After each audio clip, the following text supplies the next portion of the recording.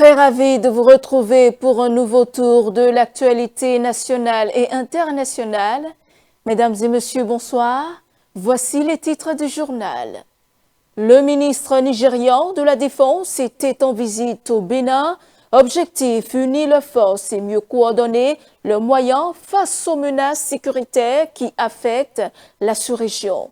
Entre ambition professionnelle et responsabilité familiale, de nombreuses femmes cherchent aujourd'hui le juste équilibre. Faut-il privilégier la carrière au détriment de la vie de famille ou est-il possible de réussir sur les deux fronts? Plus d'explications dans ce journal. Et au cœur de l'actualité internationale, l'Espagne affirme que 110 000 personnes entrées irrégulièrement sur son territoire la semaine dernière ont regagné le Maroc.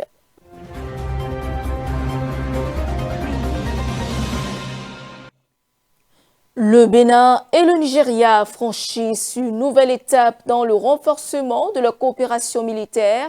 En visite de travail à Cotonou, le général Christophe Moussa, ministre nigérian de la Défense, a été accueilli par Gildas Agonkan, ministre béninois de la Défense nationale, en présence de plusieurs autorités militaires. Cette rencontre vise à consolider les mécanismes de coopération entre les deux pays dans un contexte régional marqué par la persistance de la menace terroriste. Nous vous proposons d'écouter quelques propos. Are we ready? Yes, sir. Both presidents are very good friends and I've agreed that... Les deux présidents sont des amis et ils ont décidé qu'on devrait se rencontrer pour pouvoir améliorer nos relations. Nous savons que sans la paix et la sécurité, il ne peut y avoir le développement. Et nous savons tous les défis liés à ces terroristes et bandits qui viennent d'ailleurs chez nous. Donc la première chose, c'est de transmettre les salutations du président nigérien au président du Bénin et saluer aussi les populations béninoises qui sont nos frères. And also greetings to the good people of Benin Republic that are our brothers. Le terrorisme est transversal et ceux qui nous attaquent ne connaissent pas les limites du territoire. Ils agissent pour détruire, pour déstabiliser les enjeux de développement que nous tentons de construire depuis des années. En recevant aujourd'hui le ministre de la Défense du Nigeria, c'est pour nous une manière de travailler à fusionner nos efforts, à fusionner nos talents, nos capacités. Et lorsqu'on est à côté d'un pays comme le Nigeria qui a une grande pratique en matière de défense sécuritaire, il est important que le Bénin puisse aller à cette école-là. Dans un tout autre registre, à présent, concilier vie professionnelle et vie familiale demeure un défi pour de nombreuses femmes. Entre ambition personnelle, responsabilité au foyer et exigence du monde du travail, l'équilibre est parfois difficile à trouver. Faut-il choisir entre carrière et famille ou est-il possible de réussir sur les deux fronts? Quelques citoyens rencontrés dans la ville de Cotonou ont livré leur point de vue. Je lui dirais de choisir les deux parce que la femme, elle est, comme je l'ai dit, elle est une aide pour son mari. Elle a une charge. Donc, la femme doit nécessairement travailler et s'occuper aussi de son foyer. Elle ne peut pas faire face. Elle ne peut pas laisser le foyer faire face seulement qu'à sa carrière. Vous pouvez toutefois appartenir à un foyer, mais vous faites face aussi à votre carrière. Chez moi, entre le foyer et puis la carrière, la femme doit choisir les deux parce que déjà c'est une question vraiment délicate. Et pour moi, la femme doit choisir les deux côtés. Parce que actuellement, là où nous sommes, actuellement, ce que nous sommes en train de vécu, actuellement là, si, exemple, l'homme sort 5 000 francs dans un foyer et la femme n'a rien à sortir, déjà ce foyer ne sera pas stable. Il y en aura beaucoup de problèmes. Donc, si la femme ne reste pas dans un foyer, bon, partout où elle ne sera pas respectable. Donc, si la femme aussi n'est pas dans une carrière ou bien dans une société, elle n'est rien. Donc la femme forcément doit rester dans une société comme dans un foyer. Si déjà une soeur ou bien une grande soeur ou bien une petite soeur déjà dans une carrière, si elle n'a pas un mari, c'est-à-dire elle n'est pas dans un foyer, elle n'est pas respectable. Je pense que la femme doit forcément travailler, aider son mari. C'est bon pour elle-même, puisque le mari ne pourra jamais subvenir à tous ses besoins vitaux. Celui qui te donne de l'argent te contrôle, te donne tout le temps de l'argent, il te contrôle tout le temps, peu importe ce que tu feras. Si tu te dis de t'asseoir, tu vas t'asseoir. Bon, là, chacun a son point de vue, mais c'est ce que moi je pense. Maintenant, si on dit que la femme ne doit pas aimer, ne doit pas aller au foyer, qui va donner naissance? Qui va donner naissance aux enfants? Puisque nous-mêmes, moi-même qui suis ici, c'est quelqu'un qui m'a mis au monde. Si celle qui m'a mis au monde avait dit qu'elle n'irait pas au foyer, je ne serais pas au monde. Donc c'est un problème vraiment. Je pense que si on peut concilier les deux, si elles peuvent concilier les deux, ce serait bénéfique. Sans la femme, sans le foyer, il n'y a pas de carrière.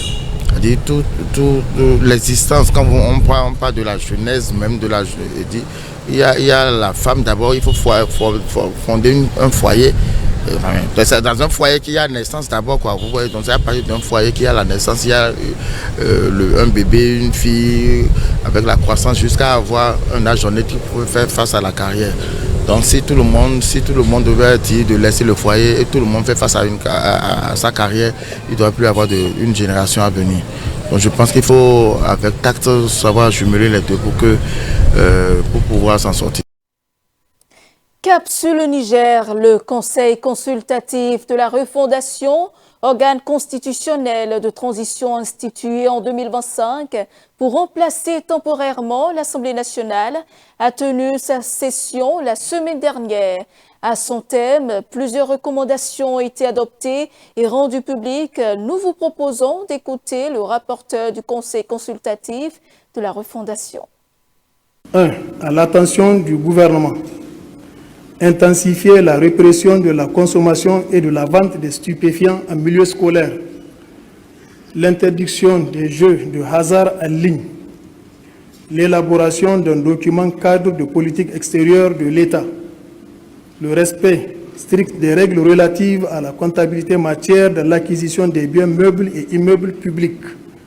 La promotion et l'utilisation de l'énergie solaire et des compteurs prépayés pour réduire les coûts de la consommation d'électricité à l'État, le transfert des services publics ou institutions dans des infrastructures étatiques pour réduire les coûts exorbitants des loyers payés par l'État, l'adoption d'une nouvelle nomenclature budgétaire au niveau de l'État, des institutions et des collectivités territoriales en conformité avec l'esprit de la refondation et le contexte financier du pays, l'interdiction de l'achat des véhicules de luxe par l'État et ses démembrements au profit des véhicules terrains moins coûteux, la révision à la baisse du budget du fonctionnement des institutions étatiques en faveur des investissements, la coordination entre le ministère du Commerce et de l'Industrie et les autres ministères sectoriels dans le cadre de la promotion de l'entrepreneuriat des jeunes, l'adoption d'une stratégie nationale d'éradication de la mendicité. À l'attention du ministère de l'Énergie, mettre en place un système national de communication et d'alerte en temps réel entre les opérateurs du secteur de l'énergie et les consommateurs afin de garantir une information transparente sur les interruptions de services, de réduire les impacts et les activités socio-économiques et de renforcer la confiance des usagers dans le service public de l'électricité. Accélérer le développement d'un mix énergétique souverain fondé sur les ressources nationales, charbon, solaire, hydroélectricité, gaz et futurs électronucléaires civils, afin de réduire progressivement la dépendance énergétique extérieure et de renforcer la sécurité énergétique du Niger. Prendre les mesures diligentes pour résoudre les crises énergétiques qui affectent les régions et accélérer la mise en œuvre des projets de champs solaires partout où c'est nécessaire. Accélérer la recherche de financement pour la centrale hybride de 100 MW dans la région d'Agadez pour renforcer l'offre de la Sonichar. Le président guinéen Mamadi Doumbouya a entamé ce lundi un séjour privé de quelques jours en Grèce accompagné de sa famille, une première pour un chef d'État guinéen. Quelques heures seulement après son départ, l'état-major général des armées a publié un communiqué réaffirmant sa loyauté envers les institutions de la République et appelant la population à ne pas céder aux rumeurs ni à la désinformation. Le reportage. Pour la première fois en Guinée, un chef d'État en exercice annonce officiellement un congé annuel. Le président Mamadi Doumbouya a quitté Conakry pour quelques jours de repos en Grèce avec sa famille.